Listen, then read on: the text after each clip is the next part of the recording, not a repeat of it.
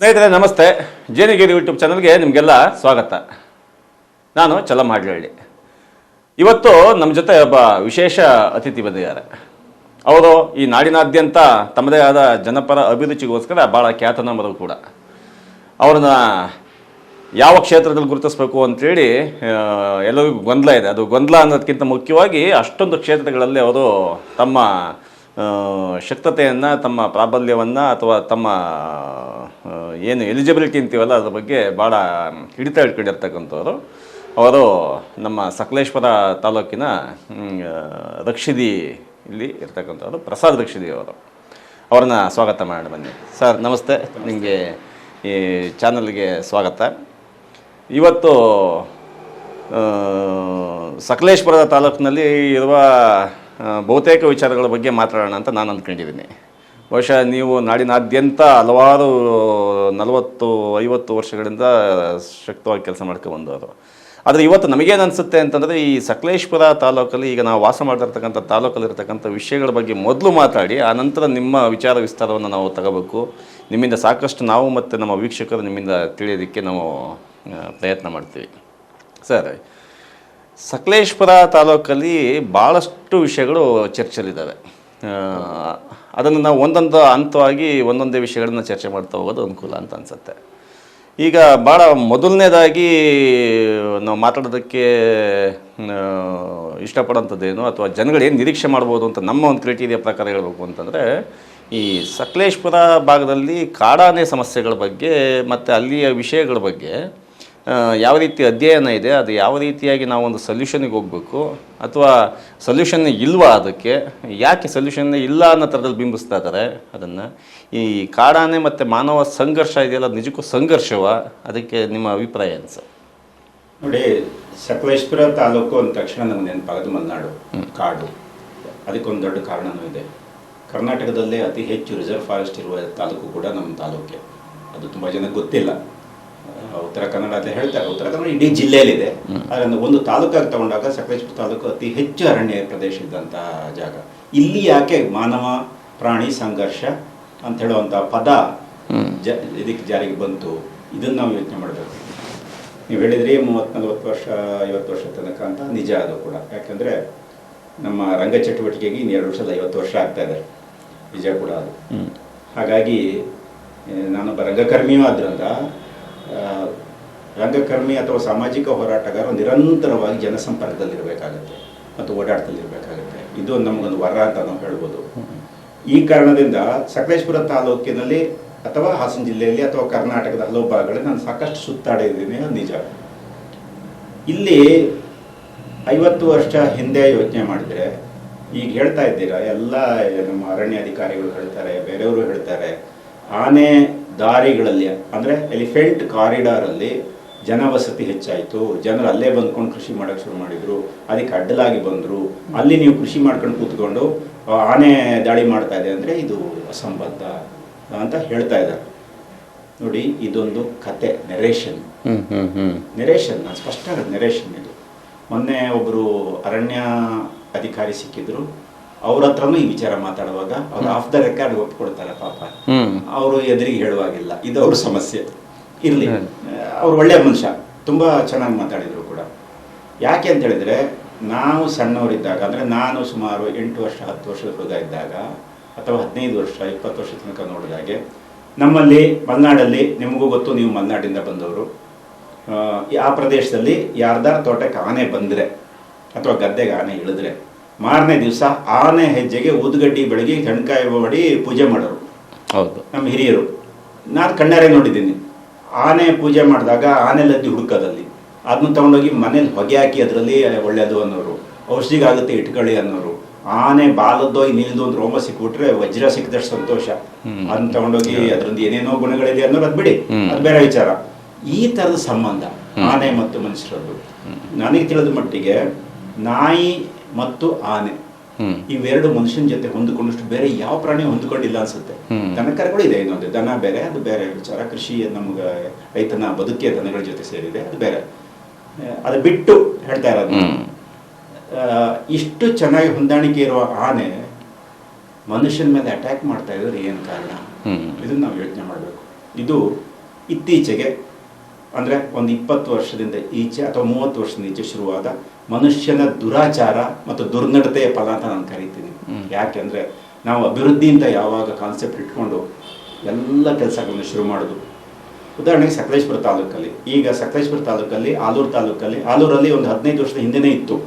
ಆಲೂರಿಂದ ಸಕಲೇಶ್ಪುರ ತಾಲೂಕಿಗೆ ಇತ್ತೀಚೆಗೆ ದಾಟ್ತದು. ದಾಟಿ ನೀವು ಅಲ್ಲಿ ಹೋದರೆ ಈ ಉದಯವರ, ಕೆರೆಹಳ್ಳಿ, ಅಲ್ಲಿಂದ ಬಿರಡಹಳ್ಳಿ, ಹಾಗೆ ಹೋಗ್ತಾ ಹೋಗ್ತಾ ಬೇಲೂರು ತಾಲೂಕು, ಮೂಡಿಗೆರೆ ಒಂದು ಹೀಗೆ ಈ ಆನೆ ದಾಳಿ, ಆನೆ ಕಾಟ ಅಂತ ನಾವು ಕರೆಯಕ್ಕೆ ಶುರು ಮಾಡಿದ್ವಿ. ಈ ಆನೆ ಕಾಟ ಶುರುವಾಗ್ಬಿಟ್ಟಿದೆ. ಎಷ್ಟೋ ಜನರು ತೋಟಗಳು ಅರ್ಧ ನಾಶ ಆಗೋಗಿದೆ. ತೋಟನೇ ಈಗ ಕೆರಳಿ ಅಥವಾ ಬೇರೆ ಬಿರಡಹಳ್ಳಿ ಏರಿಯಾ ಬಂದರೆ ಕೆಲವರು ತೋಟ ಅರ್ಧಕ್ಕರ್ಧ ಇಲ್ಲವೇ ಇಲ್ಲ, ಇಷ್ಟರ ಮಟ್ಟಿಗೆ ದಾಳಿ ಮಾಡಿದೆ. ಯಾಕೆ ಹೀಗಾಯಿತು? ಕೇವಲ ನೀವು ಈ ಸಕಲೇಶ್ಪುರ ತಾಲೂಕಿನ ಕೆಲವು ಹಳ್ಳಿಗಳಿಗೆ ಹೋಗಿ, ನಾನು ಈಗ ಹೆಸರಿಡಿದ ಹಳ್ಳಿಗಳಲ್ಲಿ 15 ವರ್ಷದಿಂದ ಆನೆ ತಂಟೆನೇ ಇರಲಿಲ್ಲ, ಆನೆ ಬರದೇ ಇರಲಿಲ್ಲ. ಯಾವತ್ತೋ ಒಂದು ದಿವಸ ಬರೋದು ಹೋಗೋದು. ಆಗ ಆನೆ ಕಾರಿಡಾರ್ ಇರಲಿಲ್ವಾ? ಇತ್ತು. ಅದಕ್ಕಿಂತ ಹಿಂದಿನ ಕಾರಿಡಾರ್ ಇತ್ತು. ಹೌದು, ಇದು 400 ವರ್ಷದ ಹೇಳ್ತಾರೆ, ಸರಿ, ನಾನು ಒಪ್ಕೊಳ್ತೀನಿ. ಆನೆಗಳು ಬಂದು ನೇರವಾಗಿ ಆ ಕಡೆ ಹೋಗ್ತಿದ್ದು, ವಾಪಸ್ ಹೋಗ್ತಿದ್ದು. ಇಲ್ಲೇ ನೆಲೆಸ್ತಿರ್ಲಿಲ್ಲ ಅವು. ಯಾವತ್ತೋ ಒಂದು ದಿವಸ ಬರೋದು ಹೋಗೋದು, ನೆಲೆಸ್ತಿರ್ಲಿಲ್ಲ. ಮತ್ತು ಅವ್ರಿಗೆ ಬೇಕಾದಷ್ಟು ಕಾಡಲ್ಲಿ ಆಹಾರ ಸಿಕ್ಕೋದು, ವಾಪಸ್ ಕಾಡಿಗೆ ಹೋಗ್ತಿದ್ದು. ಕಾಡಿಗೆ ಹೋಗದಂಥ ವ್ಯವಸ್ಥೆ ನಾವು ಮಾಡಿಟ್ಕೊಂಡು ಕಾರಿಡಾರಲ್ಲಿ ನೀವು ಕೂತಿದ್ರಿ ಅಂತ ಮನುಷ್ಯರಿಗೆ ಬಿದ್ರಿ ಅಂತ ಪ್ರಯೋಜನ? ಇದಕ್ಕಿಂತ ದೊಡ್ಡ ಉದಾಹರಣೆ ಸಕಲೇಶ್ಪುರದಲ್ಲಿ, ನೀವು ಸಕಲೇಶ್ಪುರದಾಗ ನಿಮ್ಗೆ ಗೊತ್ತಿರುತ್ತೆ, ಕಬ್ಬಿನಾಲೆ ರಿಸರ್ವ್ ಫಾರೆಸ್ಟ್ ಇದೆ ನಮ್ಮದು ಇದರಲ್ಲಿ. ಅಥವಾ ಕಾಡುಮನೆಯಿಂದ ಆ ಕಡೆ ಹೋದರೆ ಅಂತ ಕಾಡೊಳಗಡೆ ಅರಮನೆ ಗದ್ದೆ ಅಂತೀವಿ, ಇನ್ನೊಂದೇನೋ ಹೇಳ್ತೀವಿ, ಮಣಿಬಿತ್ತಿ ಅಂತೀವಿ, ಚಂದ್ರಮಂಡಲ ಅಂತೀವಿ. ಈ ಏರಿಯಾದಲ್ಲೆಲ್ಲ ಬೇಕಾದಷ್ಟು ಜನವಸತಿ ಇತ್ತು. ಅವರು ಪ್ರಾಣಿಗಳ ಜೊತೆಯಾಗಿ ಬದುಕಿದ್ರು ಮನುಷ್ಯರು. ಅವಾಗೇನು ತೊಂದರೆ ಆಗಲಿಲ್ಲ. ಹಾಗಾದ್ರೆ ಈಗ ಯಾಕೆ ತೊಂದರೆ ಮಾಡ್ತಾ ಇದೆ? ಇದು ಮೂಲ ಶುರುವಾಗಿದ್ದೇ ನಮ್ಮ ಅಭಿವೃದ್ಧಿ ಕಾರ್ಯಕ್ರಮಗಳಿಂದ, ಅಂದರೆ ಅವೈಜ್ಞಾನಿಕ ಅಭಿವೃದ್ಧಿಯಿಂದ ಅಂತ ಕರಿತೀನಿ ನಾನು. ಅಭಿವೃದ್ಧಿ ಬೇಡವ, ಬೇಕು. ನಾನು ಇಲ್ಲಿ ಕೂತ್ಕೊಂಡು, ನಿಮ್ಮ ಸ್ಟುಡಿಯೋದಲ್ಲಿ ಕೂತ್ಕೊಂಡು, ಈ ಕ್ಯಾಮರಾದ ಎದುರಿಗೆ ಕೂತ್ಕೊಂಡು, ಕ್ಯಾಮರಾ ಇರೋದ್ರೆ ನಾನು ಇಲ್ಲಿ ಮಾತಾಡೋಕ್ಕಾಗ್ತಾ ಇದೆ. ಈ ಲೈಟ್ ಇಲ್ಲಿದೆ, ನಾನು ಸುಳ್ಳು ಹೇಳೋಕ್ಕಾಗಲ್ಲ. ನನಗೆ ಇದು ಬೇಕು ಅದು ಬೇಕು ಅಂದ್ರೆ ನಾನು ಆಷಾಢ ಬುದ್ಧಿ ಆಗ್ತೀನಿ, ಅಥವಾ ಡಬಲ್ ಸ್ಟ್ಯಾಂಡರ್ಡ್ ಅಂತೀವಿ. ಅದಕ್ಕೆ ಬೇಕು ವೈಜ್ಞಾನಿಕ ಅಭಿವೃದ್ಧಿ ಏನೋದ್ರ ಅನ್ನೋದ್ರ ಬಗ್ಗೆ ಬಿಟ್ಟು ನಾವು ಬಹಳ ತಪ್ಪು ಮಾಡ್ತಾ ಇದ್ದೀವಿ. ಇದರ ಬಗ್ಗೆ ಮೊನ್ನೆ ಒಬ್ಬರು ಅರಣ್ಯಾಧಿಕಾರಿ ಅವರೇ ಹೇಳಿದರು, ನೋಡಿ ನಾವು ಹೈವೇ ಮಾಡ್ತಾ ಇದ್ದೀವಿ, ನಾನು ಹೇಳೋಕ್ಕಾಗಲ್ಲ, ನೀವು ಹೇಳಿ. ಒಂದು ವಾರದ ಹಿಂದೆ ನೀವು ಹೇಳಿ, ರಸ್ತೆ ಮಾಡುವಾಗ ಎಲ್ಲೆಲ್ಲಿ ಗುಡ್ಡ ಸಿಗುತ್ತೆ ಅಲ್ಲಿ ತುಂಡು ಸುರಂಗಗಳನ್ನು ಮಾಡಿ ಅಲ್ಲಿ ದಾಟೋಗೆ ಮೇಲ್ಗಡೆಯಿಂದ ಪ್ರಾಣಿಗಳು ದಾಟ್ಕೊಂಡು ಹೋಗ್ತವೆ. ಮತ್ತೆ ಪ್ರತಿ ಸಾದ ಆದರೆ ಒಂದು ಅರ್ಧ ಕಿಲೋಮೀಟರ್ 1 ಕಿಲೋಮೀಟರ್ಗೆ ಒಂದು ಫ್ಲೈಓವರ್ ಥರ ಕಟ್ಟಿಬಿಟ್ಟು ಅದ್ರ ಮೇಲ್ಗಡೆ ಮಣ್ಣು ತುಂಬಿಸಿ ಕಾಡು ಬೆಳೆಸಿ ಪ್ರಾಣಿಗಳು ದಾಟಿ ಹೋಗ್ತವೆ. ನಿಜ ಅಲ್ವಾ ಅದು? ಇಂಥದ್ದು ಕೋಟ್ಯಾಂತರ ರೂಪಾಯಿ ಖರ್ಚು ಮಾಡೋ ಸರ್ಕಾರಕ್ಕೆ ದೊಡ್ಡ ವಿಚಾರನ. ಮಂಗಳೂರು ಹೈವೇಗೆ ನಾವು 8,000 ಕೋಟಿ ಖರ್ಚು ಮಾಡ್ತೀವಿ ಅಂತೀವಿ. ಅದ್ರಲ್ಲಿ ಒಂದು 100 ಕೋಟಿ ಇದಕ್ಕೆ ಇಡ್ಲಿ, ಪ್ರಾಣಿಗಳು ಓಡಾಡ್ತವೆ, ನಾವು ಓಡಾಡ್ಬೋದು. ರಸ್ತೆ ದಾಟ ಗೋಜಿಲ್ಲ, ರಸ್ತೆಯಲ್ಲಿ ಮೇಲಿಂದ ಹೋಗ್ತಾವು. ಇಂಥದ್ದೆಲ್ಲ ಬದಲಾವಣೆಗಳನ್ನ ನಾವು ಮಾಡಬೇಕಾಗುತ್ತೆ. ಸಕಲೇಶ್ಪುರ ತಾಲೂಕಲ್ಲಿ ಮೊಟ್ಟ ಮೊದಲನೇದಾಗಿ ಆರಂಗಿ ಡ್ಯಾಮ್ ಕೊಡಗಲ್ಲಿ ಯಾವಾಗ ಆಯ್ತು, ಆನೆಗಳಿಗೆ ಸ್ವಲ್ಪ ತೊಂದರೆ ಶುರುವಾಯಿತು. ಹೇಮಾವತಿ ಆಯ್ತು, ದೊಡ್ಡ ತೊಂದರೆ ಆಯ್ತು. ರೈಲ್ವೆ ಆಯ್ತು, ಮತ್ತೊಂದು ತೊಂದರೆ ಆಯ್ತು. ಪವರ್ ಪ್ರಾಜೆಕ್ಟ್ಗಳು ಇನ್ನೊಂದು ತೊಂದರೆ ಆಯ್ತು. ಎತ್ನೊಳೆ ಪ್ರಾಜೆಕ್ಟ್ ಇಡೀ ನಾಶ ಮಾಡ್ತು. ಇಲ್ಲಿಗೆ ಬಂದು ನಿಂತಿದ್ದೀವಿ. ಇದ್ರ ಬಗ್ಗೆನೇ ನಾನು ಹೇಳ್ತಾ ಇದ್ದೀನಿ, ನೀವು ಬಹುಶಃ ನೋಡಿದಿರಿ ಅಂದ್ಕೊಂಡಿದ್ದೀನಿ. ಒಂದು ನಾಟಕನೂ ನಾನು ಬರೆದು ಇಲ್ಲೆಲ್ಲ ಬೇರೆ ಕಡೆ ತುಂಬ ಪ್ರದರ್ಶನಗಳಾದವು. ಆನೆ ದಾರಿಯಲ್ಲಿ ಅಲ್ಲಲ್ಲ ಕಲ್ಲೋಲ 40 ವರ್ಷದ ನಮ್ಮ ಮಲೆನಾಡಿನ ಇತಿಹಾಸ ಮತ್ತು ಜನಜೀವನ, ಅದರ ಪರಿಣಾಮ ಹೇಗೆ ಬದಲಾಗ್ತಾ ಹೋಯ್ತು ಮಲೆನಾಡು ಅಂತ ಹೇಳುತ್ತೆ. ಈ ವಿಚಾರ ಮಾತಾಡ್ಬೇಕಂದ್ರೆ ಎಲ್ಲ ಮಾತಾಡ್ಬೋದು. ಆದರೆ ಆನೆಯ ಈ ತೊಂದರೆ ಮಾಡೋದಕ್ಕೆ, ಮಾನವ ಪ್ರಾಣಿ ಸಂಘರ್ಷ ಅನ್ನೋದಕ್ಕೆ ಮನುಷ್ಯನ ಪಾಲು 90%. 10 ಪಾಲು ಅವು ಆಹಾರ ಇಲ್ಲದೆ ಬರ್ತವೆ, ಹುಡುಕ್ತವೆ, ದಾಳಿ ಮಾಡ್ತವೆ, ನಾಶ ಮಾಡ್ತವೆ. ಅದ್ರ ಜೊತೆ ನಾವು ಪಟಾಕಿ ಹೊಡೆದು ಓಡ್ಸಕ್ ನೋಡ್ತೀವಿ, ಸಿಟ್ಟಿಗೆ ಹೇಳ್ತವೆ. ಅವುಗಳನ್ನ ದೂರಿ ಏನು ಪ್ರಯೋಜನ? ಅದೇ ನೀವು ಹೇಳೋದಂಗೆ ಸರ್. ಈಗ ಅಭಿವೃದ್ಧಿ ಅನ್ನುವ ಪರಿಕಲ್ಪನೆ ಅಥವಾ ಅಭಿವೃದ್ಧಿ ಅನ್ನೋದು ಮನುಷ್ಯನ ಜ್ಞಾನ ಪ್ರಜ್ಞೆ. ಅದು ಪ್ರಾಣಿಗಳಲ್ಲಿ ನಾವು ಯಾವ ಕಾರಣಕ್ಕೂ ಕೂಡ ಅವು ಬದುಕದಷ್ಟೇ ಗೊತ್ತು ಬಿಟ್ರೆ ಅವಕ್ಕೆ ಅಭಿವೃದ್ಧಿ, ನಮ್ಮ GDP, ನಮ್ಮ ಬಜೆಟು, ಈ ಥರದ್ದೇನು ಪ್ರಾಣಿಗಳಿಗೆ ಅಥವಾ ಯಾವುದೇ ಸರೀಸೃಪಗಳಾಗಿರ್ಬೋದು, ಯಾವುದೇ ಪ್ರಾಣಿಗಳಾಗಿರ್ಬೋದು, ಯಾವಕ್ಕೂ ಏನೂ ಗೊತ್ತಿಲ್ಲ. ಅಂದರೆ ಅಭಿವೃದ್ಧಿ ಏಕಮುಖವಾಗಿ ಚಲಿಸ್ತಾ ಇದ್ದಾಗ ಅದು ನೀವು ಹೇಳ್ದಂಗೆ ಅವೈಜ್ಞಾನಿಕ ಅಭಿವೃದ್ಧಿ ಅಂತ ಹೇಳೋಕ್ಕೆ.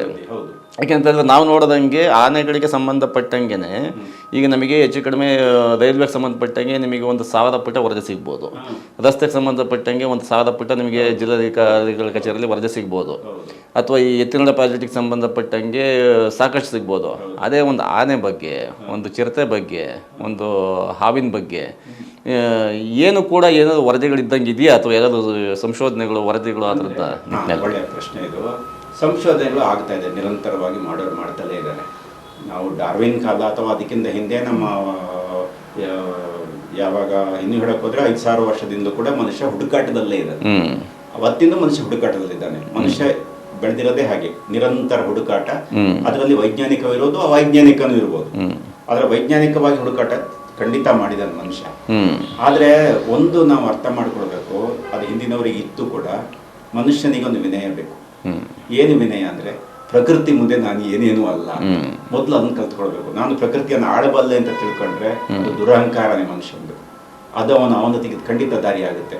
ನಮ್ಮ ವಿಜ್ಞಾನದ ಮಿತಿ, ನಾವು ಕಲಿಯಬಹುದಾದ ಎಲ್ಲ ವಿಜ್ಞಾನದ ಮಿತಿಯು ಮನುಷ್ಯನ ಮಿತಿ. ಮನುಷ್ಯನಿಗೆ ಎಷ್ಟು ಸಾಧ್ಯ ಉಂಟು ಅಷ್ಟು ಮಾತ್ರ ಅವನು ವೈಜ್ಞಾನಿಕವಾಗಿ ಮುಂದುವರೆಯಕ್ಕೆ ಸಾಧ್ಯ. ಪ್ರಕೃತಿ ಅದಕ್ಕಿಂತ ಲಕ್ಷಗಟ್ಟಲೆ ಪಾಲು ದೊಡ್ಡದು. ಈ ಎಲ್ಲ ಜ್ಞಾನ ಮನುಷ್ಯನಿಗೆ ಬರಕ್ಕೆ ಸಾಧ್ಯನೇ ಇಲ್ಲ. ಅದನ್ನು ನಾವು ಮೊದಲು ಅರ್ಥ ಮಾಡ್ಕೋಬೇಕು. ಪ್ರಕೃತಿ ಬಹಳ ನಿಗೂಢವಾದದ್ದು, ಬಹಳ ದೊಡ್ಡದು. ಅದು ಯಾವತ್ತೂ ಸಂಪೂರ್ಣವಾಗಿ ತನ್ನ ಗುಟ್ಟನ್ನು ಬಿಟ್ಟುಕೊಟ್ಟಿಲ್ಲ ಇನ್ನು ಕೂಡ, ಏನು ಅಂತ ಹೇಳೋದನ್ನ, ಅಥವಾ ಬಿಟ್ಟುಕೊಡದಲ್ಲೇ ಇರ್ಬೋದು ಯಾವತ್ತೂ ಕೂಡ. ನಾವು ನಿರಂತರ ಅರಿವಿನ ದಾರಿಯಲ್ಲೇ ಇರ್ತೇವೆ, ಅರಿತಾ. ಅವಾಗ ಏನು ಅಂತ ಹೇಳಿದ್ರೆ, ಎಲ್ಲಿ ತಪ್ಪು ಮಾಡಿಬಿಡ್ತು ಅಂತ ಎಚ್ಚರಿಕೆಯಲ್ಲಿ ಕೆಲಸ ಮಾಡಬೇಕು. ನಮ್ಮ ಎಲ್ಲ ಸಹಜೀವಿಗಳು ನನ್ನ ಜೊತೆ ಇರಬೇಕು ಅಂತ ತಿಳ್ಕೊಂಡು ಕೆಲಸ ಮಾಡಬೇಕು. ಈ ದಾರಿಗೆ ಹೋದರೆ ಹಲವು ವಿಷಯಗಳು ಸೇರ್ತವೆ. ನಮ್ಮ ಕೊಳ್ಳುಬಾಕ ಸಂಸ್ಕೃತಿಯನ್ನು ಸ್ವಲ್ಪ ಕಡಿಮೆ ಮಾಡ್ಕೊಳ್ಬೇಕಾಗುತ್ತೆ. ಮನುಷ್ಯ ಇದ್ದದ್ದೆಲ್ಲ ಇಡೀ ಪ್ರಪಂಚದಿಂದ ನನಗಾಗಿರೋದು ಅಂತ ತಿಳ್ಕೊಳ್ಳೋದು ಅಲ್ಲ. ಇದು ಬರೀ ಆ ಕೊಳ್ಳುಬಾಕ ಸಂಸ್ಕೃತಿಯನ್ನು ಕೈಬಿಡಿ ಅಂತ ಬರೀ ನಮ್ಮ ಸಕಲೇಶ್ಪುರ ತಾಲೂಕಿಗೆ ಮಾತ್ರ ಹೆಂಗೆ ಅಪ್ಲೈ ಮಾಡೋಕ್ಕೆ ಸಾಧ್ಯ ಆಗುತ್ತೆ? ಇಡೀ ಜಗತ್ತೇ ಒಂದು ರೀತಿಯ ಗ್ಲೋಬಲೈಸೇಷನ್ನಲ್ಲಿ ಚಲನೆ ಇರುವಾಗ ಸಕಲೇಶ್ಪುರದಲ್ಲಿ ಮಾತ್ರ ನೀವು ಸಾವಯವ ಬೆಳೆಯಿರಿ, ಪ್ರಾಣಿಗಳ ಜೊತೆ ಹೊಂದಾಣಿಕೊಂಡು ಹೋಗಿ ಅಂತ ಹೇಳೋದಿದೆಯಲ್ಲ, ಇದು ಕೂಡ ಬಹಳ ಹಿಂದೆ ನಾನು ಕೂಡ ಬರ್ದೀನಿ, ಬೇರೆಯವರು ಹೇಳಿದ್ದಾರೆ. ಅರೆ ನಾವೊಂದು ನೋಡಿ, ಕೊಳ್ಳುಬಾಕ ಸಂಸ್ಕೃತಿಯ ದೊಡ್ಡ ಸ್ಲೋಗನ್ ಒಂದು ಕಾಲದಲ್ಲಿ ಬಂತು, ನಿಮಗೂ ಗೊತ್ತು ಏನು, ಥಿಂಕ್ ಗ್ಲೋಬಲಿ ಆಕ್ಟ್ ಲೋಕಲಿ ಅಂತ ಒಂದು ಸ್ಲೋಗನ್ ಬಂತು. ಇದು ಕೊಳ್ಳುಬಾಕ ಸಂಸ್ಕೃತಿ ಶುರುವಾದಾಗಲೇ ಬಂದಂತ ಬಹಳ ಪಾಪ್ಯುಲರ್ ಆದಂತ ಒಂದು slogan, think globally act locally ಅಂತ. ಅಂದ್ರೆ ಇಡೀ ಇದನ್ನ ಎಲ್ಲವನ್ನು ಪ್ರಪಂಚ ಎಲ್ಲ ಒಂದೇ ತಿಳ್ಕೊಂಡು ನೀವು ಅದನ್ನ ಮಾಡಿ. ಅದರ ಪರಿಣಾಮನೇ ಪ್ರಪಂಚಕ್ಕೆಲ್ಲ ಕೊಕೊಕೋಲಾ, ಪ್ರಪಂಚಕ್ಕೆಲ್ಲ ಇನ್ನೊಂದು, ಪ್ರಪಂಚಕ್ಕೆಲ್ಲ ಜೀನ್ಸ್ ಪ್ಯಾಂಟ್, ಪ್ರಪಂಚಕ್ಕೆಲ್ಲ ಈ ಕಾನ್ಸೆಪ್ಟ್ಗಳು ಶುರುವಾಯಿತು. ಒಂದು ಯಾಕೆ ಮಾಸ್ ಪ್ರೊಡಕ್ಷನ್, ಮಾಸ್ ಡಿಸ್ಟ್ರಿಬ್ಯೂಷನ್ ಸುಲಭ ಆಗುತ್ತೆ, ಖರ್ಚು ಕಮ್ಮಿ ಆಗುತ್ತೆ. ನಿಜ, ಆರ್ಥಿಕವಾಗಿ ಅದೊಂದು ಇದನ್ನ ನಾವು ಒಪ್ಕೊಳ್ಳೇಬೇಕು. ಆದರೆ ನಾವು ಇನ್ನೊಂದು ರೀತಿ ಯೋಚನೆ ಮಾಡಬೇಕಾಗುತ್ತೆ. ಈಗ ಥಿಂಕ್ ಲೋಕಲಿ ಆಕ್ಟ್ ಗ್ಲೋಬಲಿ ಅಂತ, ಇದ್ರ ಉಲ್ಟವಾದ್ದು. ಯಾಕೆ ಅಂತ ಹೇಳಿದ್ರೆ, ಪ್ರತಿಯೊಂದು ಪ್ರದೇಶಕ್ಕೂ ಅದರದ್ದೇ ಆದಂತ ಸಮಸ್ಯೆಗಳಿತ್ತು. ಪ್ರತಿಯೊಂದು ಪ್ರದೇಶಕ್ಕೂ ಅದರದ್ದೇ ಆದಂತ ಅಸ್ಮಿತೆಗಳು, ಐಡೆಂಟಿಟಿಗಳಿರ್ತವೆ. ಇದನ್ನೆಲ್ಲ ನಾಶ ಆಗದಾಗ ನಾವು ಹೇಗೆ ಉಳ್ಕೊಳ್ಳೋದು? ಮಲೆನಾಡಿನ ಆಹಾರ ಬೇರೆ, ಭಾಷೆ ಬೇರೆ, ಜನಜೀವನ ಬೇರೆ, ಇಲ್ಲಿನ ಪ್ರಾಕೃತಿಕವಾದಂಥ ವೈಪರೀತ್ಯಗಳು ಒಳ್ಳೆಯದೋ ಎಲ್ಲವೂ ಬೇರೆ ಬೇರೆ. ಬಯಲು ಬಂದರೆ ಇನ್ನೊಂದಿರುತ್ತೆ, ಇನ್ನೊಂದು ಕಡೆಗೂ ಇನ್ನೊಂದಿರುತ್ತೆ, ಬೇರೆ ದೇಶದವರು ಬೇರೆದಿರುತ್ತೆ. ಇದು ಎಲ್ಲವನ್ನು ಒಳಗೊಳ್ಳುವಂಥದ್ದು ಹೇಗೆ ಮಾಡೋಕ್ಕೆ ಸಾಧ್ಯ? ಇಡೀ ಪ್ರಪಂಚಕ್ಕೆಲ್ಲ ಒಂದೇ ಇರೋಕ್ಕೆ ಸಾಧ್ಯನೇ ಇಲ್ಲ, ಹೌದಾ? ಅವಾಗ ಪ್ರಾದೇಶಿಕವಾಗಿ, ಈಗ ಕೊಳ್ಳುಬಾಕ ಸಂಸ್ಕೃತಿ ಅಂತ ಹೇಳೋದನ್ನು ನಾವು ಕೆಟ್ಟ ಅರ್ಥದಲ್ಲಿ ಬಳಸೋದು ಬೇಡ. ಮನುಷ್ಯನಿಗೆ ಕೆಲವು ವಸ್ತುಗಳು ಬೇಕು ದೈನಂದಿನಕ್ಕೆ. ಅವನು ಹೆಚ್ಚಾಗಿ ಈಗ ಹೇಳ್ತೇವೆ ನಾವು, ಮೊದಲು ಆಹಾರ ಸಿಗ್ತಿರ್ಲಿಲ್ಲ, ಎಲ್ರಿಗೂ ಆಹಾರ ಸಿಕ್ಬೇಕು, ಎಲ್ರಿಗೂ ಬಟ್ಟೆ ಸಿಕ್ಬೇಕು. ಹಿಂದಿನ ಕಾಲದಲ್ಲಿ 2 ಜೊತೆ ಬಟ್ಟೆ ಇದ್ರೆ ಸಾಕು ಅಂದ್ರೆ ಇವತ್ತು ಸಾಕಾಗಲ್ಲ. ಇವತ್ತು 8 ಜೊತೆ ಬಟ್ಟೆ ಬೇಕು ಅಂತ, ಇನ್ನೊಬ್ಬ 18 ಜೊತೆ ಬೇಕು ಅಂತಾನೆ. ಅದು ಬೇರೆ ಬೇರೆ ವಿಚಾರ. ಹಾಗೆ ಈಗ ಈ ಸ್ಟುಡಿಯೋ ನಾವು ಜೋಡಿಸ್ಕೊಂಡಿದ್ದೀವಿ. ಇದು ಇಲ್ದಿದ್ರೆ ನಾವು ಜನರ ಹತ್ರ ಮಾತಾಡಕ್ಕಾಗಲ್ಲ. ಜನರ ಕನೆಕ್ಟ್ ಆಗೋದಕ್ಕೆ ಇದೊಂದು ದಾರಿ. ಇದಕ್ಕೆ ಬೇಕಾದ ಎಕ್ವಿಪ್ಮೆಂಟ್ಗಳು, ಇದಕ್ಕೆ ಬೇಕಾದ ಇದೆಲ್ಲ ಬೇಕು. ಇದನ್ನ ತಯಾರು ಮಾಡಬೇಕು. ಯಾರು ತಯಾರು ಮಾಡಬೇಕು? ಇದನ್ನ ಈ ಎಲ್ಲದಕ್ಕೂ ಪ್ರೊಸೆಸ್ ಇರೋ ಪ್ರತಿ ಹಂತದಲ್ಲೂ ಕೂಡ ನಾವು ಹೇಗೆ ಮಾಡಬಹುದು? ಅದಕ್ಕೊಂದು ಸರ್ಕಾರಗಳ ಲೆವೆಲ್ ಇರುವುದು, ಬೇರೆ ಬೇರೆ ವಿದೇಶದ ಲೆವೆಲ್ ಇರುವ ಒಂದು ನೀತಿ ನಿಯಮಾವಳಿಗಳು ಬೇಕಾಗುತ್ತೆ. ಇದು ಏನಾಗಿದೆ ಅಂದ್ರೆ, ನಿಮಗೊಂದು ಇದಕ್ಕೆ ಸಂಬಂಧ ಪಡದೇ ಇರುವಂತ ವಿಚಾರ. ಇತ್ತೀಚೆಗೆ ನಮ್ಮ ಕಾಫಿ ಬಗ್ಗೆ, ಯಾಕೆಂದ್ರೆ ನಮ್ಮ ಬೆಳೆ, ನಮ್ಮ ಬದುಕು ಸಕಲೇಶ್ಪುರದ್ದು ಅದನ್ನು ಹೇಳ್ತಾ ಇದ್ದೇನೆ. ಮೊನ್ನೆ ಕೆಲವು ಯುರೋಪಿಯನ್ ದೇಶಗಳು ಹೇಳ್ತಾ ಇದೆ, ಮೊನ್ನೆ ಇಂಡಿಯನ್ ಕಾಫಿ ತಗೊಳ್ಬೇಕಾದ್ರೆ ಅವರು ಈ ಕಾಫಿ ಬೆಳೆಯಕ್ಕೆ ಎಷ್ಟು ಮರ ಕಡ್ದಿದ್ದಾರೆ ಅಂತ ಲೆಕ್ಕ ಕೊಡ್ಬೇಕು. ನೋಡಿ, ಪೇಪರ್ ಅಲ್ಲಿ ಬಂದಿದೆ, ಬೇರೆ ಬೇರೆ ಪತ್ರಿಕೆಗಳನ್ನ ಇದು ಹೇಳ್ತಾ ಇದೆ. ನನ್ನ ಹತ್ರನೂ ಇರ್ಬೋದು ಅದ್ರದ್ದು ಕೂಡ. ಏನ್ ಹೇಳ್ತಾರೆ ಅಂದ್ರೆ, ನೀವೆಷ್ಟು ಮರ ಕಡ್ದಿದ್ದೀರಿ ಅಂದ್ರೆ, ಇಲ್ಲಿನವರು ಒಬ್ಬ ರೈತ ಅವನು ಇಷ್ಟು ಮರ ಕಡ್ದು ನಾನು ಕಾಫಿ ಬೆಳೆದಿ ಅಂತ ಹೇಳಿದ್ರೆ, ಅವನ ಲೆಕ್ಕದಿಂದ ಜಾಸ್ತಿ ಮರ ಕಡ್ದಿದ್ರೆ ಆ ಕಾಫಿ ತಗೊಳ್ಬಾರ್ದು, ಹಾಗೆ ಇಂಡಿಯನ್ ಕಾಫಿ ತಗೊಳ್ಬೇಡಿ ಅಂತ ಹೇಳ್ತಾರೆ. ಅಂದ್ರೆ ಒಂದು ಕಾಲದಲ್ಲಿ ಇವರು ಸಗಣಿ ಸಾರಿಸಿದ ನೆಲದಲ್ಲಿ ಕಾಫಿ ಒಣಗಿಸಿದ್ರು ತಗೊಳ್ಬೇಡಿ ಅಂದ್ರು, ಹೌದಾ? ಮತ್ತೊಂದು ಕಾಲಕ್ಕೆ ಇನ್ನೊಂದೇನೋ ಮಾಡಬೇಡಿ ಅಂದ್ರು, ಮತ್ತೊಂದು ಕಾಲಕ್ಕೆ ಮತ್ತೊಂದು ಮಾಡಬೇಡಿ ಅಂದ್ರು. ಇದು ಇಡೀ ಪ್ರಪಂಚದಲ್ಲೇ ನಮ್ಮನ್ನ ಆಟಾಡ್ಸೋರು ಒಬ್ರು, ನಾವು ಅದಕ್ಕೆ ಬಲಿಯಾಗೋರು ನಾವು. ಅಂದ್ರೆ ಆಫ್ರಿಕನ್ ದೇಶಗಳು ಇದೆ ಕತೆ, ನಾವು ಬುದ್ಧಿ ಕಲ್ತಿಲ್ಲ. ಈ ಸಕಲೇಶ್ಪುರದ ಎಲ್ಲ ಸಮಸ್ಯೆಗಳು ಕೂಡ ಬರೀ ಸಕಲೇಶ್ಪುರದ ಸಮಸ್ಯೆ ಆಗಿ ತುಳಿದೇ ಇಲ್ಲ, ಸಾಧ್ಯನೇ ಇಲ್ಲ.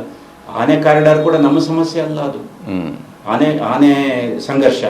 ಯಾಕೆ ಅಂತ ಹೇಳಿದ್ರೆ ಸಂಘರ್ಷ ಆಗಕ್ಕೆ ಇಲ್ಲಿನ ಬದುಕಲ್ಲಿ ಯಾವ್ಯಾವ ಇದಕ್ಕೆ, ಉದಾಹರಣೆಗೆ ಸಕಲೇಶ್ಪುರದ ಒಂದು ಪವರ್ ಪ್ರಾಜೆಕ್ಟ್ ಶುರುವಾಗಿತ್ತು, ಅದು ವಿದ್ಯುತ್ ಹೋಗ್ತಾ ಇರೋದು ಆಂಧ್ರಕ್ಕೆ, ನಮ್ಗಲ್ಲ. ಆಂಧ್ರ ಜೊತೆ ನಮ್ಮ ಗವರ್ಮೆಂಟ್ ಅವರು ಏನೋ ಮಾಡೋ ಅಗ್ರಿಮೆಂಟ್ 20 ವರ್ಷಕ್ಕೆ ಮಾಡ್ಕೊಂಡಿದ್ದಾರೆ, ಅಲ್ಲಿಗೆ ಹೋಗುತ್ತೆ ಕರೆಂಟು. ಇಲ್ಲಿ ನಾವು ಡ್ಯಾಮ್ ಕಟ್ಟಿರ ನೀರು ಹೋಗೋದು ತುಮಕೂರು ಇನ್ಯಾವುದೋ ಕಡೆಗೆ ಹೋಗುತ್ತೆ. ತಪ್ಪು ಸರಿ ಬೇರೆ ಪ್ರಶ್ನೆ, ಆದ್ರೆ ಪ್ರತಿಯೊಂದಕ್ಕೂ ಒಂದಕ್ಕೊಂದು ಕನೆಕ್ಷನ್ ಇರುತ್ತೆ ಎಲ್ಲ. ತುಮಕೂರು ಜನ ನೀರಿಗೆ ಕಾಯ್ಕೊಂಡು ಕೂತಿದ್ದಾರೆ, ಇಲ್ಲಿ ನೀರೇ ಇಲ್ಲ ಅಂತ ಅವ್ರಿಗೆ ಇನ್ನೂ ಅರ್ಥ ಆಗಿಲ್ಲ. ಈ ಸಮಸ್ಯೆಯಲ್ಲಿ ನಾವಿದ್ದೀವಿ.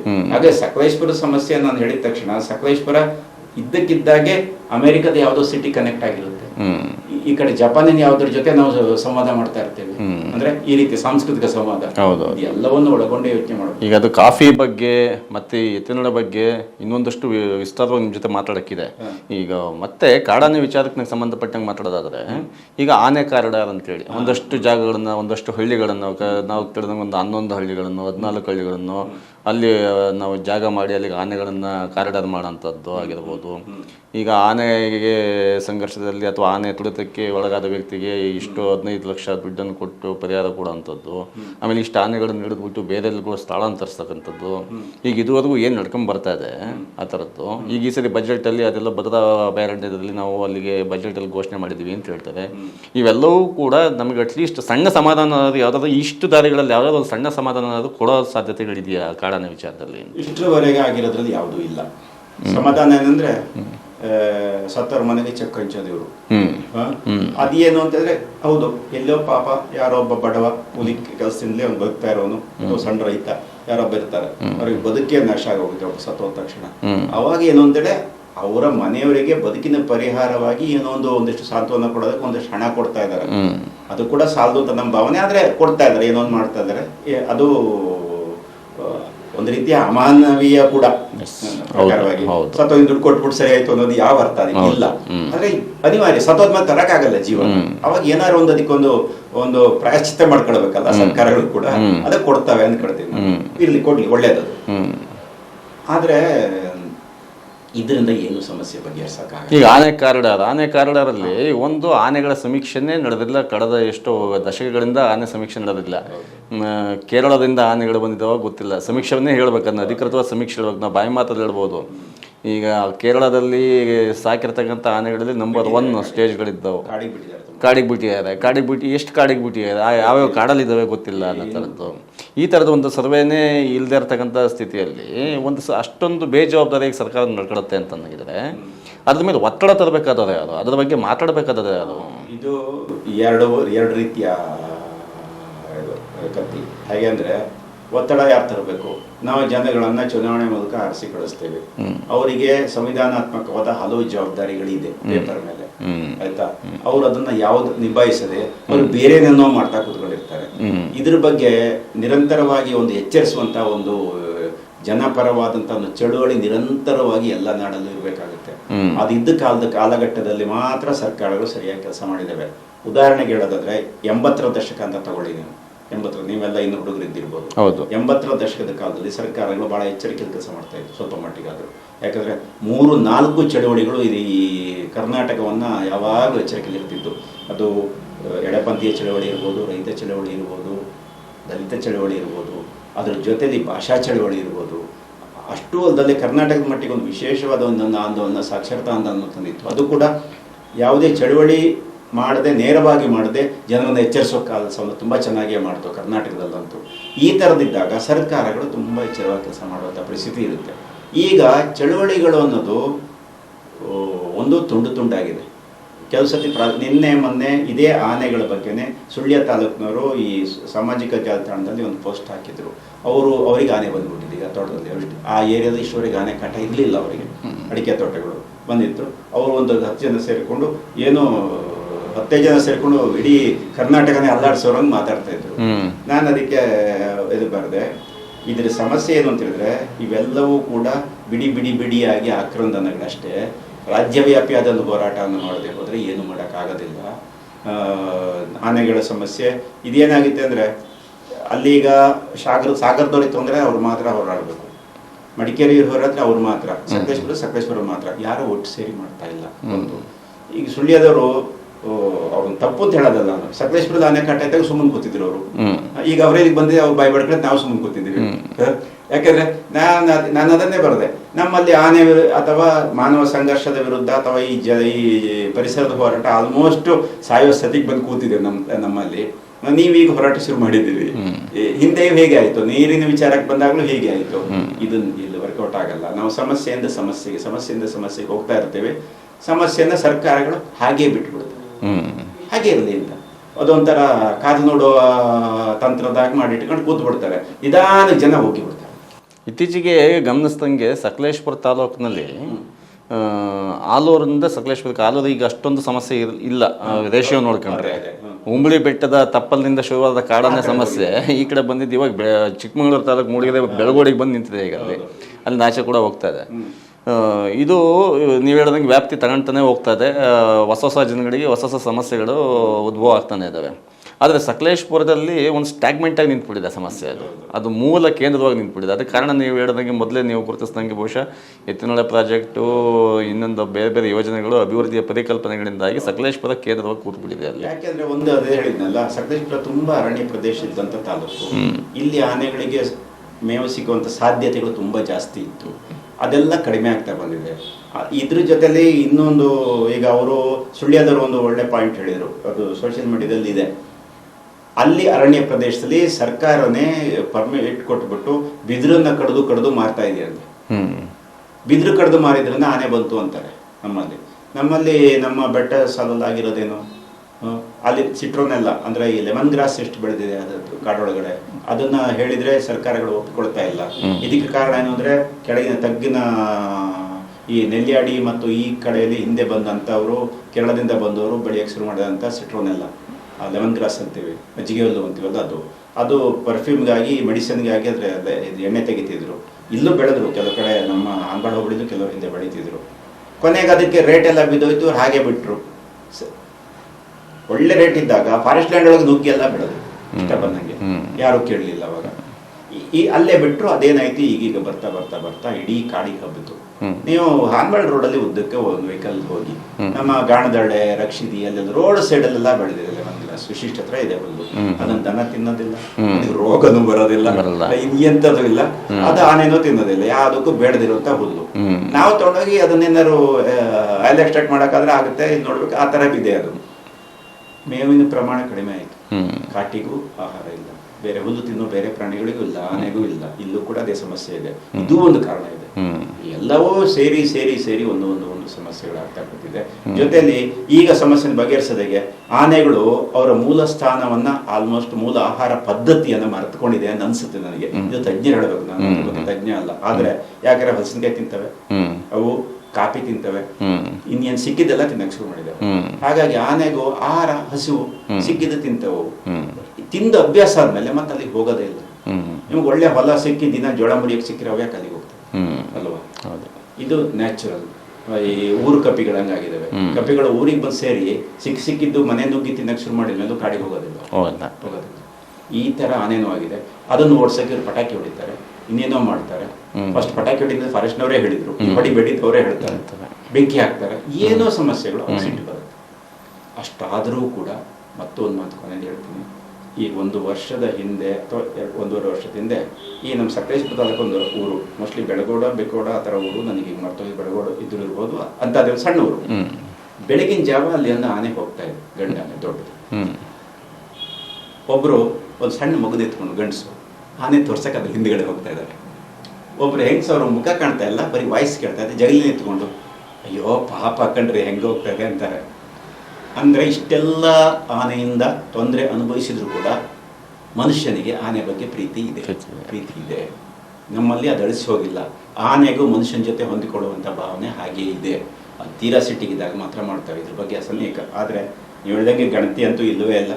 ಯಾವುದು ಕಾಡಾನೆ, ಯಾವುದು ಸರ್ಕಸ್ ಆನೆ, ಯಾವುದು ದೇವಸ್ಥಾನದ ಆನೆ, ಯಾವುದು ಕಾಡಿಂದ ತಪ್ಪಿ ಬಂದ ಒಂಟಿ ಆನೆ, ಯಾವುದು ನಮ್ಮ ಯಾಕಂದ್ರೆ ಬಹುತೇಕ ದಾಳಿ ಮಾಡ್ತಾ ಇರ್ತಕ್ಕಂಥ ಈ ತುಣದ ಸಾಯಿಸಿರ್ತಕ್ಕಂಥ ಆನೆಗಳ ರೀತಿ ಚಲನವನ್ನ ನೋಡಿದ್ರೆ ಅವೆಲ್ಲವೂ ಕೂಡ ರಸ್ತೆಯಲ್ಲಿ ನೀಟಾಗಿ ನಡ್ಕೊಂಡು ಹೋಗ್ತವೆ, ಪ್ರಾಕ್ಟೀಸ್ ಆದಂಗಿದಾವೆ. ಸಾಕಿದ ಆನೆಗಳು ನೀವು ಮೊದಲು ಹೇಳ್ದಂಗೆ ನಾಯಿ ರೀತಿನೇ ಆನೆನೂ ಕೂಡ ಒಂದು ಪೆಟ್ ಎನಿಮಲ್ ಕೆಟಗರಿಗೆ ಬರುವಂಥ ಇದು. ಈಗ ಸಾಕಷ್ಟು ಈಗ ಆನೆ ಸಕಲೇಶ್ಪುರದ ವಿಚಾರದ ಬಗ್ಗೆ ನಿಮ್ಮ ಬಗ್ಗೆ ಇನ್ನೊಂದು ನಿಮ್ಗೆ ಆ್ಯಡ್ ಮಾಡ್ತೇವೆ, ಆನೆ ಧಾಮದ ಬಗ್ಗೆ ನಿಮ್ಗೆ. ಹೌದು, ಆನೆ ಧಾಮ ಅನ್ನೋದೊಂದು ಕಲ್ಪನೆ. ಅದು ಕೆಲವು ಕಡೆ ಎಲ್ಲೋ ಅಪರೂಪಕ್ಕೆ ಕೆಲವು ಕಡೆ ಸಕ್ಸಸ್ ಆಗಿದೆ, ಇಲ್ಲ ಅಂತಲ್ಲ. ಯಾಕಂದ್ರೆ ಆನೆಗಳಲ್ಲೂ ಬಹಳ ಸೂಕ್ಷ್ಮ ಪ್ರಾಣಿಗಳು, ಅವಕ್ಕೆ ಕಮ್ಯುನಿಕೇಶನ್ ಇದು ಉಂಟು, ಬಹಳ ಚೆನ್ನಾಗುಂಟು. ಇತ್ತೀಚೆಗೆ ವೈಜ್ಞಾನಿಕ ಪ್ರೂವ್ ಆಗಿದೆ. 20 ಕಿಲೋಮೀಟರ್ಗೆ ಹೆಚ್ಚು ದೂರಕ್ಕೆ ಕಮ್ಯುನಿಕೇಟ್ ಮಾಡ್ತಾವೆ ಅಂತ ಹೇಳ್ತಾರೆ. ಅದು ವಿಜ್ಞಾನಿಗಳು ಒಪ್ಪಿದ್ದಾರೆ ಈಗ. ಅದು ಸೊಂಡ್ಲನ ಈ ಕಾಲಿಗೆ ನಾವು ಬಡದು, ನೆಲಕ್ಕೆ ಬಡದು ಒಂದು ವೈಬ್ರೇಷನ್ ಶುರು ಆಗುತ್ತೆ, ಆ ವೈಬ್ರೇಷನ್ ಮೂಲಕ ಕಮ್ಯುನಿಕೇಟ್ ಮಾಡ್ತಾವು ಅಂತ. ಹಾಗಾಗಿ ಅದಕ್ಕೆ ದಾರಿ ಹುಡುಕೋದು ಸುಲಭ. ನೀವು ಲಾರಿಯಲ್ಲಿ ತಗೊಂಡೋಗಿ ಇಲ್ಲಿಂದ ನಾಗರಹೊಳೆ ಕಾಡು ಅಲ್ಲಿಗೆ ಬಿಟ್ಟು ಬಂದ್ರೆ ಅವು ಕಾಡು ಒಳಗಡೆ ಇಲ್ಲಿಗೆ ಬರ್ತವೆ. ಅವಾಗ ದಾರಿ ಯಾರು ಹೇಳಿದ್ರು? ಅದಕ್ಕೆ ನಾವು ಸಾಫ್ಟ್ವೇರ್ ಅಲ್ಲೇ ಡೆವಲಪ್ ಆಗಿದೆ. ಅವಕ್ಕೆ ನಾವು ಬರಿಬೇಕು, ಅವಕ್ಕಾಗಲ್ಲ, ನೇಚರೇ ಕೊಟ್ಟುಬಿಟ್ಟಿದೆ ಆ ಸಾಫ್ಟ್ವೇರ್ ಅನ್ನು, ಅವು ಬರ್ತವೆ. ಆಯ್ತಾ? ಆಮೇಲೆ ನಾವು ತಮಾಷೆಗೆ ಹೇಳ್ತೇವೆ, ಈಗ ಇನ್ನು ಮುಂದೆ ಆನೆ ತುಳಿದ್ರೆ ಒಂದು ಕೆಲಸ ಮಾಡಿಬಿಡಿ, ಆನೆ ಕಾಲಿಗೆ 15 ಲಕ್ಷ ಚೆಕ್ ಕಟ್ಬಿಡಿ, ಯಾರನ್ನ ಬೇಕಾದ್ರೆ ತುಳ್ಕೊಂಡು ಹೋಗಿ ಒಂದೊಂದು ಚೆಕ್ ಉದುರಿಸ್ಕೊಂಡು, ಆ ಪರಿಸ್ಥಿತಿ ಇದೆ. ತುಂಬಾ ಅಂದ್ರೆ ನೀವು ಹೇಳಿದಂಗೆ ಒಂದು ಅಮಾನವೀಯವಾದ ವ್ಯಂಗ್ಯದ ರೀತಿಯಲ್ಲಿ ಆ ಪರಿಸ್ಥಿತಿ. ಆದ್ರೆ ಆನೆ ಧಾಮದ ಕಲ್ಪನೆ ಇದೆಯಲ್ಲ, ಆನೆ ಧಾಮ ನಾನು ಒಪ್ತೀನಿ. ವೈಜ್ಞಾನಿಕವಾಗಿ ಕೆಲವರು ನನ್ನ ಮಿತ್ರರು ಹೇಳುವ ರೀತಿಯಲ್ಲಿ ಸೀಮಿತವಾಗಿ, ಉದಾಹರಣೆಗೆ ಇಲ್ಲಿ ಆಲೂರು ಹತ್ರ ಕೆಲವು ಆನೆ ಇದ್ದು ಒಂದು ಕಾಲದಲ್ಲಿ, ಅವಾಗ 20, 30, 70 ಆನೆ ಇತ್ತು.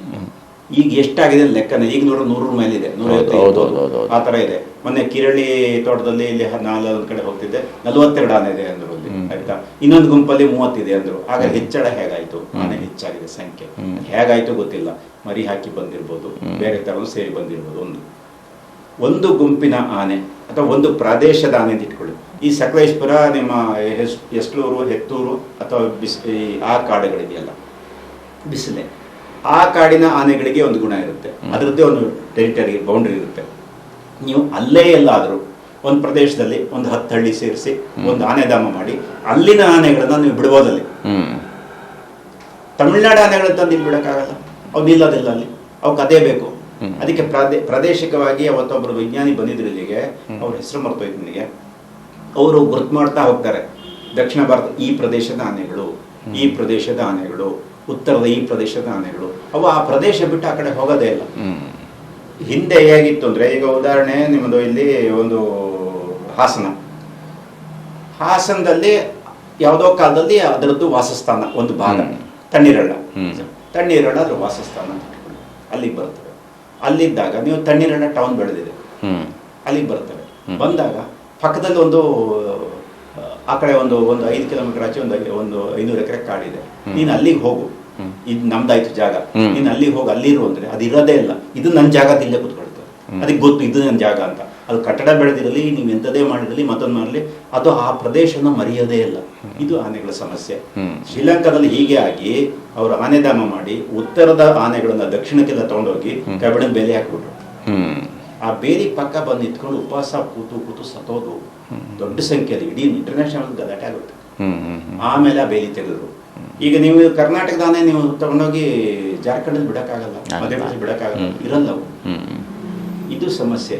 ಹಾಗಾಗಿ ಆನೆ ಧಾಮಗಳನ್ನು ಮಾಡುವಾಗ ಕೂಡ ನಾವು ಯೋಚನೆ ಮಾಡಬೇಕು, ಯಾವ್ಯಾವ ಆನೆಗೆ ಯಾವ್ಯಾವ ಪ್ರದೇಶದಲ್ಲಿ ಧಾಮ ಮಾಡಿಬಿಟ್ರೆ ಉಳಿತಾವು ಕೂಡ ಆಗ್ತದೆ. ಜೈಲ್ ತರನೇ ತಾನೇ, ದೊಡ್ಡ ಜೈಲ್, ಅಲ್ಲಿ ಇರ್ತವೆ, ಆಹಾರ ಕೊಟ್ಕೊಂಡು ಇರ್ತವೆ ಅಂತ.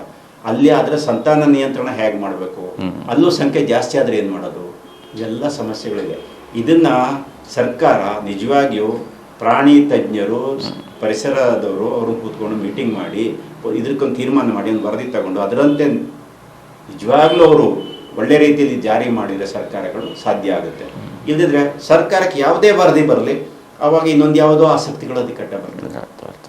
ಈಗ ಒಂದು ಈ 30 ವರ್ಷಗಳ ಎಲ್ಲ ಪ್ರಾಜೆಕ್ಟ್ಗಳ ವಿಚಾರ ತಗೊಂಡ್ರು ಕೂಡ ಈ ಹಸಿರು ಪೀಠ ಇರ್ಬೋದು, ಈ ಬೇರೆ ಬೇರೆ ಸರ್ಕಾರದ ಈ ಥರ ಅರಣ್ಯ ಇಲಾಖೆ ಇರ್ಬೋದು, ಎಲ್ಲವೂ ಕೂಡ ಸರ್ಕಾರದ ಯೋಜನೆಗಳ ಪರವಾಗಿ ಕೆಲಸ ಮಾಡಿದಾಗ ಬಿಟ್ರೆ ಅರಣ್ಯದ ಪರವಾಗಿ, ಪ್ರಾಣಿಗಳ ಪರವಾಗಿ ಯಾವ ವರದಿ ಕೂಡ ಬಂದಿಲ್ಲ. ಲಾಸ್ಟ್ ಒಂದು ಉದಾಹರಣೆ ಹೇಳ್ತೀನಿ. ಎತ್ನಡೆ ಪ್ರಾಜೆಕ್ಟ್ ನೀವು ಕೇಳ್ತೀನಿ. ಎತ್ನಡೆ ಪ್ರಾಜೆಕ್ಟ್ ಇದು ಎಲ್ಲರೂ ಬಡ್ಕೊಂಡ್ರಪ್ಪ. ಗೊತ್ತಿತ್ತು, ತಿಳುವಳಿಕೆ ಇದ್ದವರು, ಅದ್ರ ಬಗ್ಗೆ ಅರ್ಧಂಬರ್ಧ ಗೊತ್ತಿದ್ದವರು, ಏನೂ ಬೇಡ. ಒಂದು 10 ವರ್ಷದ ಹಿಂದೆ ತುಮಕೂರಿನ ಒಂದು ಶಾಲೆಯ ಹೆಣ್ಣು ಮಕ್ಕಳು, ಗಂಡು ಮಕ್ಕಳು, ಅದು ಹೈಸ್ಕೂಲ್ ಮಕ್ಕಳು, ಮೋಸ್ಟ್ಲಿ TVS ಸ್ಕೂಲ್ ಅಂತ ನನ್ನ ಒಂದು 40 ಮಕ್ಕಳು ನಮ್ಮ ರಕ್ಷಿತ ರಂಗಮಂದಿರದಲ್ಲಿ 3 ದಿವಸ ಇದ್ದರು.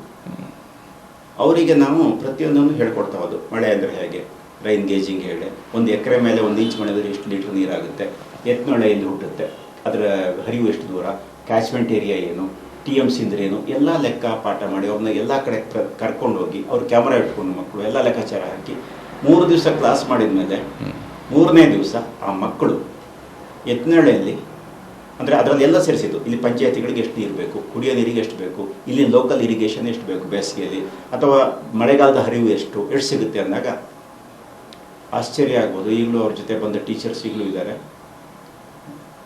7.5 TMC ನೀರು ಬರುತ್ತೆ ಅಂತ ಹೈಸ್ಕೂಲ್ ಮಕ್ಕಳು, ಅದು ಹೆಣ್ಣು ಮಕ್ಕಳು ಸ್ವಲ್ಪ ಪೋಲಿ ಹಿಡ್ಕೊಂಡು ತಿರುಗಿದ್ದು ಸರಿ ಮಾಡಲಿಲ್ಲ, ಹೆಣ್ಣು ಮಕ್ಕಳು ಲೆಕ್ಕ ಹಾಕಿ ಅದನ್ನು 7.5 TMC ನೀರು ಸಿಗುತ್ತೆ 10 ವರ್ಷದ ಹಿಂದೆ. ಅದನ್ನು ನಮ್ಮ ಊರಿನ ಹೈಸ್ಕೂಲ್ ಮಕ್ಕಳ ಜೊತೆ ಮಾತಾಡಕ್ಕೆ ಬಿಟ್ಟು ಮಾತಾಡಿ ಅವರು ಡಿಸ್ಕಷನ್ ಮಾಡಿ ಅವ್ರನ್ನ ತೀರ್ಮಾನಕ್ಕೆ ಬಂದರು. ತುಮಕೂರಿನ ಮಕ್ಕಳು ಅವರು ಬಂದವರು, ಇವರು ನಮ್ಮ ಇಲ್ಲಿನ ಮಕ್ಕಳು.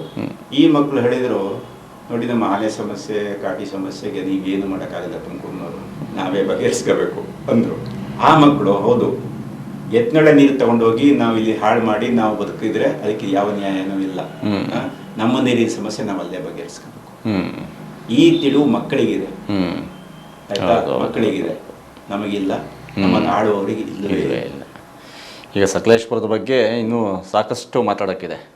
ಸಕಲೇಶ್ಪುರ ನಾವು ಈ ಜೇನಗಿರಿ ವತಿಯಿಂದ ಅದರದ್ದು ಬಹುಶಃ ನಿಮ್ಮಂಥ ಅನುಭವಿಗಳು ಅದರಲ್ಲೂ ಕೂಡ 40-50 ವರ್ಷ ಸಾಮಾಜಿಕ ಜೀವನದಲ್ಲೇ ಸಮಸ್ಯೆಗಳನ್ನು ಫೇಸ್ ಮಾಡ್ತಾ ಅದ್ರ ಬಗ್ಗೆ ಶಕ್ತವಾಗಿ ಅಧ್ಯಯನಶೀಲತೆಯಲ್ಲಿ ಕೂಡ ತೊಡಗಿರ್ತಕ್ಕಂಥ ನಿಮ್ಮ ಮುಖಾಂತರ ನಾವು ಈ ಸಕಲೇಶ್ಪುರ ಬ್ಲ್ಯಾಕ್ ಡೈರೀಸ್ ಅಂತಲೇ ಈ ಸೀರೀಸ್ ಶುರು ಮಾಡಿದ್ದೀವಿ. ಸಕಲೇಶ್ಪುರದ ಬಗ್ಗೆ ಭಾಳ ಗಂಭೀರವಾಗಿ ಚರ್ಚೆ ಆಗಬೇಕಾಗಿದೆ. ಸಕಲೇಶ್ಪುರದ ಮುಖಾಂತರ ಅಕ್ಕಪಕ್ಕದಲ್ಲಿರ್ತಕ್ಕಂಥ ಆಲೂರು, ಆ ಕಡೆ ಸಕಲೇಶ್ಪುರ ಬಾರ್ಡ್ರು, ಈ ಕಡೆ ಚಿಕ್ಕಮಗಳೂರು, ಆ ಕಡೆ ಕೊಡಗು, ಈ ಕಡೆ ದಕ್ಷಿಣ ಕನ್ನಡ ಸೇರಿದಂತೆ ಎಲ್ಲ ಕಡೆಗೂ ಕೂಡ ಸಕಲೇಶ್ಪುರದ ಮುಖಾಂತರ ಒಂದಷ್ಟು ಸಾಧ್ಯತೆಗಳನ್ನು ಅಥವಾ ಪರಿಹಾರಗಳನ್ನು ಹುಡುಕುವ ಪ್ರಯತ್ನವನ್ನು ಮುಂದಿನ ಸಂಚಿಕೆಯಲ್ಲೂ ಬೆಳೆಸ್ತಾ ಹೋಗೋಣಂತೆ. ನಿಮ್ಮ ವಿಚಾರಧಾರೆ ನಮ್ಮ ವೀಕ್ಷಕರಿಗೂ ಮತ್ತು ನಮಗೂ ಕೂಡ ಬೆಳೀತಾ ಹೋಗಲಿ. ಮುಂದೆ ಮತ್ತಷ್ಟು ಸಮಸ್ಯೆಗಳ ವಿಸ್ತೃತ ಚರ್ಚೆಯೊಂದಿಗೆ ಭೇಟಿಯಾಗೋಣಂತೆ. ನಮಸ್ಕಾರಗಳು ಸರ್. Thank you. ಚೆನುಗಿರಿ ಇದು ನಿಮ್ಮ ದನಿ.